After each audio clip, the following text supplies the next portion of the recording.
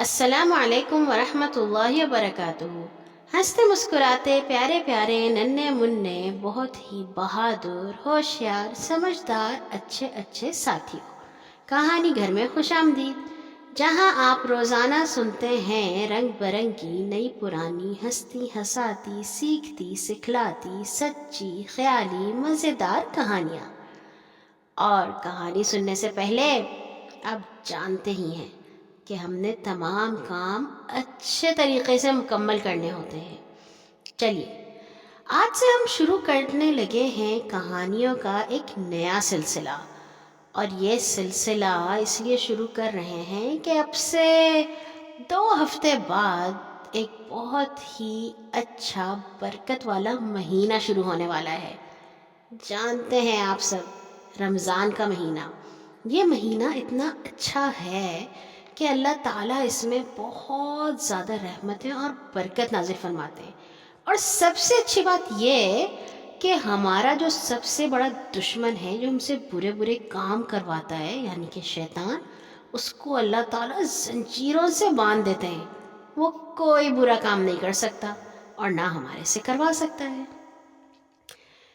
آج سے ہم شروع کریں گے ایک سلسلہ قرآن کہانی، یعنی کہ اللہ تعالیٰ کی جو کتاب ہے قرآن، اس میں اللہ تعالیٰ نے ہمیں بہت ساری کہانیاں بتائی ہیں۔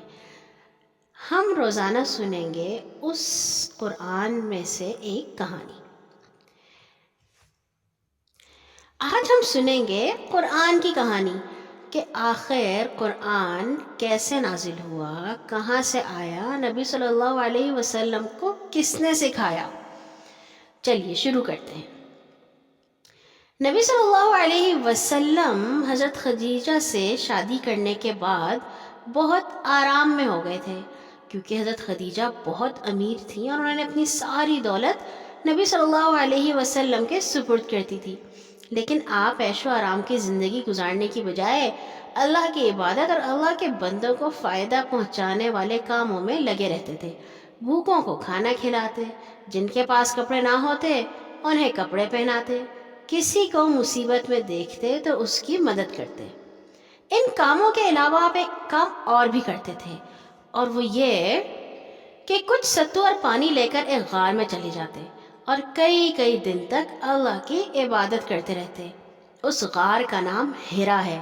یہ مکہ شہر سے شمال مغرب کی طرف کوئی 3 میل کے فاصلے پر ایک پہاڑ میں ہے، جس کا نام جبل النور ہے۔ غار بہت بڑے اور بہت گہرے گڑھے کو کہتے ہیں۔ یہ پہاڑوں میں بھی بن جاتے ہیں اور زمین میں بھی۔ ایک دن کا ذکر ہے کہ نبی صلی اللہ علیہ وسلم غار کے اندر اللہ کی عبادت کر رہے تھے کہ نبیوں اور رسولوں کو اللہ کا پیغام پہنچانے والے فرشتے جبرائیل ظاہر ہوئے اور آپ سے کہا، پڑھیے، اقرا۔ نبی صلی اللہ علیہ وسلم نے جواب دیا، ما انا بقارئ، میں پڑھنا نہیں جانتا۔ یہ سن کر آپ صلی اللہ علیہ وسلم کو فرشتے نے سینے سے لگا کر زور سے بھیجا اور کہا، پڑھیے۔ آپ نے پھر وہی جواب دیا کہ میں پڑھنا نہیں جانتا۔ اسی طرح فرشتے نے آپ صلی اللہ علیہ وسلم کو 3 بار سینے سے لگا کر بھیجا اور کہا، پڑھیے، اور آپ نے یہی جواب دیا، میں پڑھنا نہیں جانتا۔ اس کے بعد فرشتے نے کہا، اپنے رب کا نام لے کر پڑھیے جس نے تمام چیزوں کو پیدا کیا۔ پڑھیے، آپ کا رب بہت کرم کرنے والا ہے، جس نے قلم کے ذریعے علم سکھایا اور انسان کو وہ باتیں سکھائیں جو وہ نہ جانتا تھا۔ ننھے ساتھیوں، یہ قرآن مجید کی سورۃ العلق کی پہلی 5 آیات تھیں جو فرشتے نے تلاوت کی، اور یہی پہلی وحی تھی جو نبی صلی اللہ علیہ وسلم پر نازل ہوئی۔ وہی اس کلام کو، اس بات کو کہتے ہیں جو اللہ تعالیٰ حضرت جبرائیل علیہ السلام کے ذریعے اپنے نبیوں اور رسولوں کی طرف بھیجتا رہا۔ اس وقت نبی صلی اللہ علیہ وسلم کی عمر 40 سال کے قریب تھی۔ غار ہرا میں فرشتے کا ظاہر ہونا اور قرآن کی آیات پڑھنا ایک عجیب بات تھی۔ یہ بہت ہی نرالی بات ہوئی تھی، تو حضور صلی اللہ علیہ وسلم بہت پریشان ہوئے اور گھر آ کر اپنی بیوی حضرت خدیجہ سے فرمایا، مجھے کپڑا اڑا دو، مجھے کپڑا اڑا دو۔ پھر غار ہرا میں ہونے والا سارا واقعہ سنایا اور یہ بھی فرمایا کہ مجھے اپنی جان کا ڈر ہے۔ حضرت خدیجہ بہت عقل مند خاتون تھیں اور نبی صلی اللہ علیہ وسلم کے بارے میں ساری باتیں بھی جانتی تھیں۔ انہیں معلوم تھا کہ آپ نے اپنی پوری زندگی میں ایک کام بھی ایسا نہیں کیا جس سے کسی کو کوئی نقصان پہنچا ہو۔ آپ تو ہمیشہ دوسروں کو فائدہ ہی پہنچاتے رہے۔ چنانچہ انہوں نے اطمینان دلایا، اللہ آپ کو نقصان نہیں پہنچنے دے گا، کیونکہ آپ اپنے رشتہ داروں کے ساتھ اچھا سلوک کرتے ہیں، دوسروں کے کام آتے ہیں، غریبوں کی مدد کرتے ہیں، مہمانوں کی خاطر مدارت کرتے ہیں اور اللہ کی راہ میں تکلیفیں اٹھانے والوں کی مدد کرتے ہیں۔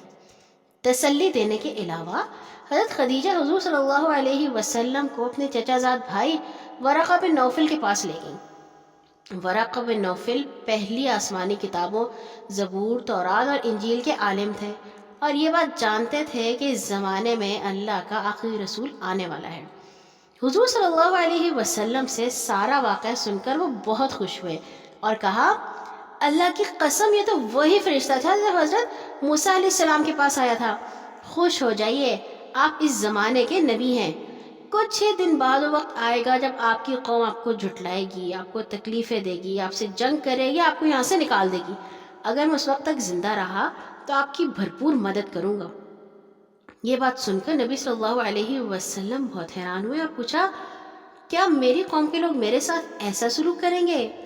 ورقہ بن نوفل نے کہا، ہاں ایسا ہی ہوگا۔ پہلے زمانے سے نبیوں اور رسولوں کے ساتھ ان کی قوموں کے لوگ ایسا ہی سلوک کرتے آ رہے ہیں۔ پہلی وحی کے آنے کے بعد کچھ دن ایسے گزرے کہ وحی لانے والے فرشتے جبرائیل ظاہر نہ ہوئے، مگر پھر جبرائیل نے قرآن مجید کی آیات پہنچانی شروع کر دیں اور نبی صلی اللہ علیہ وسلم تک اللہ کا یہ حکم بھی پہنچایا کہ اب آپ نبوت کا اعلان کر دیں اور دین اسلام کا پیغام لوگوں کو سنائیں۔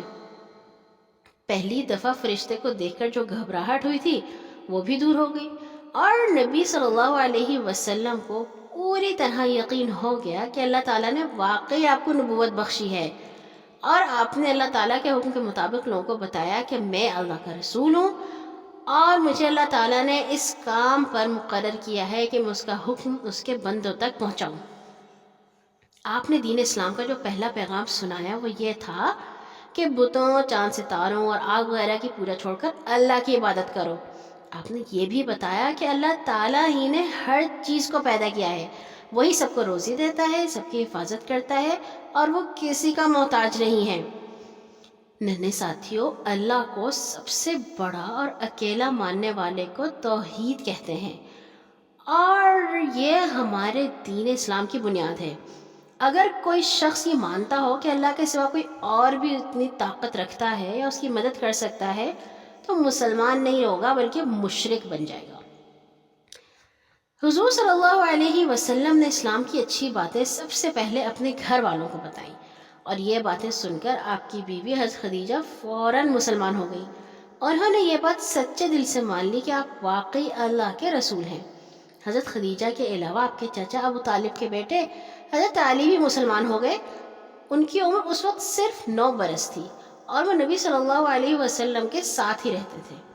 اسی طرح حضور کے خادم اور منہ والے بیٹے حضرت زید بن حارثہ بھی مسلمان ہو گئے۔ یہ تھی قرآن کی پہلی وحی کی کہانی، یعنی کہ اللہ تعالیٰ نے حضرت جبرائیل علیہ السلام کو یہ ڈیوٹی دی تھی کہ وہ نبی صلی اللہ علیہ وسلم کو قرآن سکھایا کرے۔ کل آئیں گے ایک اور نئی قرآن کہانی کے ساتھ انشاءاللہ۔ سونے سے پہلے اپنے لیے اور تمام مسلمانوں کے لیے دعا کرنا مت بھولیے گا۔ اللہ حافظ۔